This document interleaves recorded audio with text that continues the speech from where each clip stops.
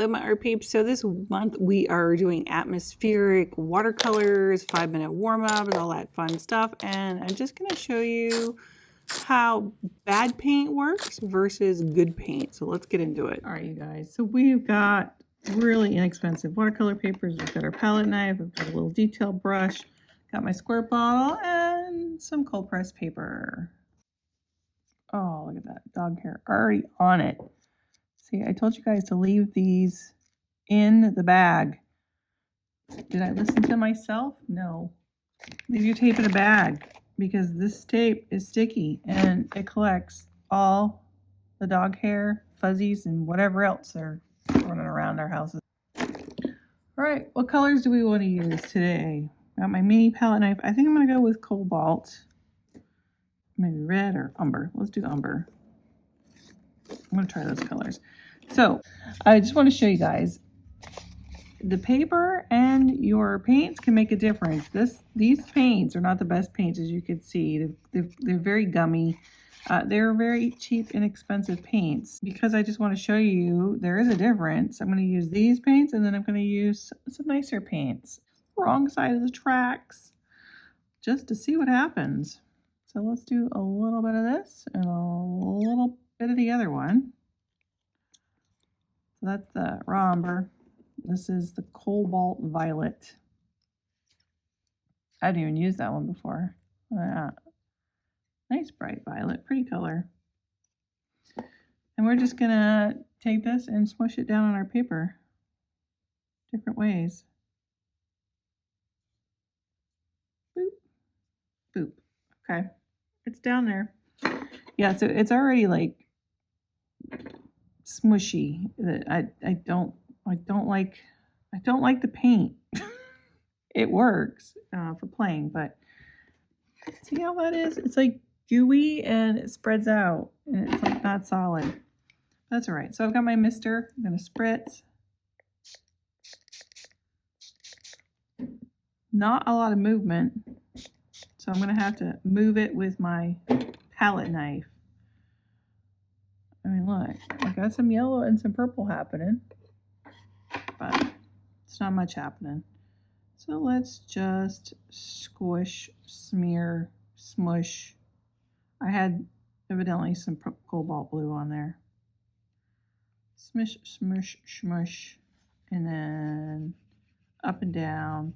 Yeah, see, look, it's just very, very light colors. So, you know, paints do make a difference. Now, most of the paints that we get, this is, I would say this is like student grade Crayola kind of stuff. I might even be able to do more with Crayola, honestly. But when you're working with these kind of palette knives, you can use regular pan paints if you want. But the thicker the paint, the better. So let me just grab, I'm going to grab the same color. We'll grab, well, it's similar as it can be. You can throw on some pan paints on here. I just paint it on. Let's continue the color scheme. So I've got, these are my Rosa paints in a similar color. This is ochre and violet, but again, they're close to what those were. Oh, so let me just drop some of that in here. See, it's already so much more vibrant. Look at the difference.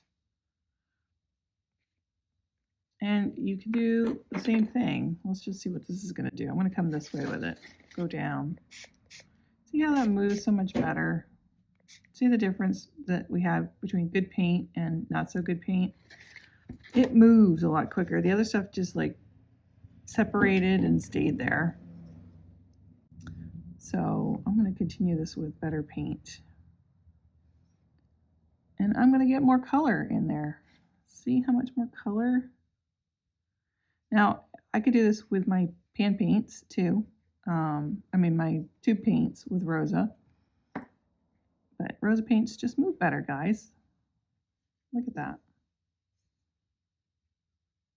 So I just wanted to show you the difference. I also have the tube paints in Rosa, but I didn't have them handy, and I just wanted to show you the difference between the different pigments. And it's really not even necessarily the pigment, it's probably more the binder that they use, or it could be some of the pigment. Different pigments have stronger colors than others.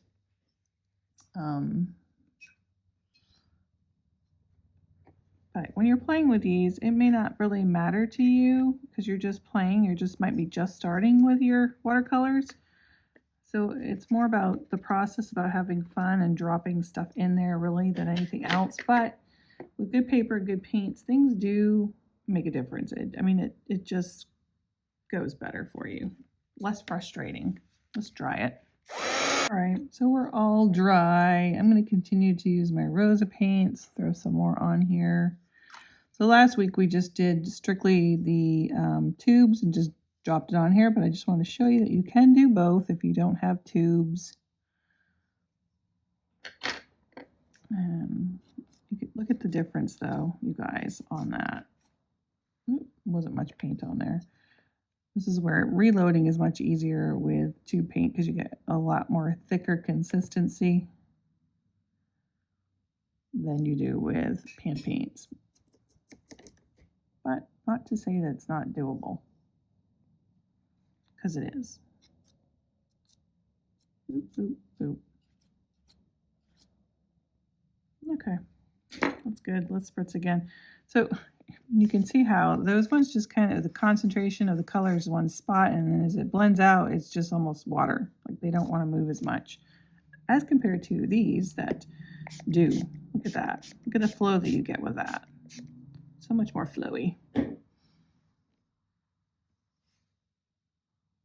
So I'm going to go in with some more of the yellow ochre. So again, you don't have to do too much details in here. You can just, just go with abstract. But if you're like me and you love a little bit of pizzazz, a little action, a little, what's the word? A little landscape-ish, then do this. Ooh, look at the water there. See how fun that is? Like lots of water in there. That's where the movement's going to be. Okay, you guys got a nice bloom here, so let's just cover that bloom up. You got mistakes, just cover them. Let's do another tree maybe hanging out down in here, or grass. I think I like the grass idea better. Do more grass kind of stuff.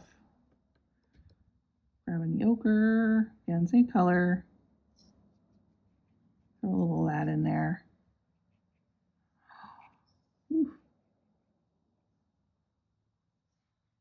Get some more on this side.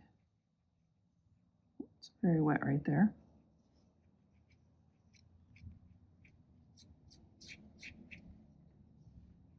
There. How fun is that?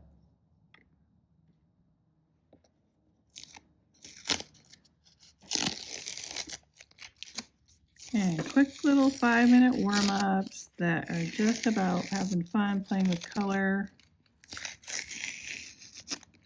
And that's really all you need. Look at that, I tore my paint. It was wet there. See the wetness? It's where you get tears. Dry your paper first. I've done this like 3 times just recently. I am going to dry it really quick. I should have dried it before I did that. I'm going to do some pen work. Okay, so when you make mistakes, learn to play with those mistakes. Don't get hung up on them. So I've got a little bit of an issue right here with that little bleed line. So what do? We're going to work with it. Just create a little squiggle action. Now, am I straight? I don't know.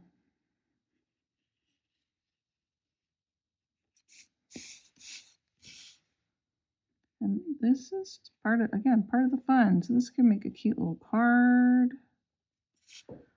So now I've hidden that. And then we can go in and do a few little pen and ink trees in here.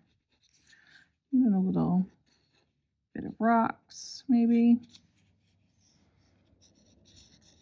This looks like a little land mass of rocks in here. Some grass. I'm actually running low on my my ink. Little squiggles.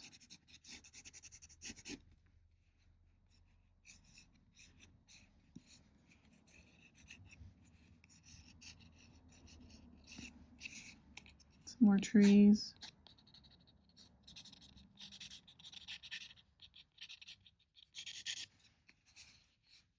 Didn't even finish these with my paint. I realized that. They're just up and down. They're twigs. So some more black.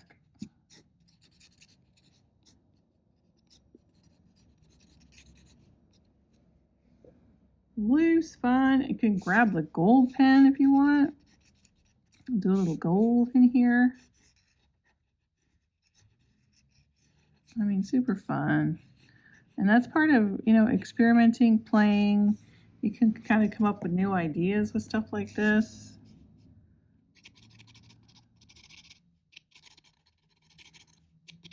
Grass and bushes back in there.